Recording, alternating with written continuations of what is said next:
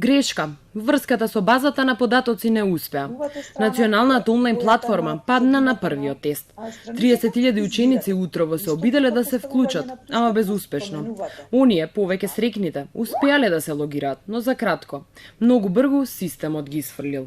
За ваквиот крах на системот, од финки кои изработија платформата за онлайн учење велат дека очекувале за време на проба да има проблеми, но и дека кога ќе почне училишната година, за 3 дена, онлайн наставата ќе се одвива непречено. Реално немавме можност да правиме помали тестирања, па поголеми. Реално отидовме на поголемо тестирање одеднаш.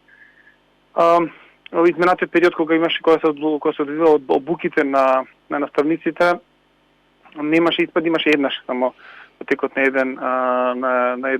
еден ден малце неколку часови испад, меѓутоа целта ни е до 1 октомври да ги поставиме точно карактеристиките на сите сервери за да може да не пречи да се одиде наставата. Училишната година почнува в четврток и додека родителите и учениците стравуваат како ќе почне и дали ќе може да се следат часовите од дома.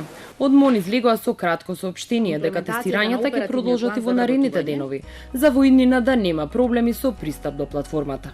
Ваков проблем нема да имаат дури 40.000 деца кои немаат компјутер. За нив ќе се имитува настава на македонската телевизија.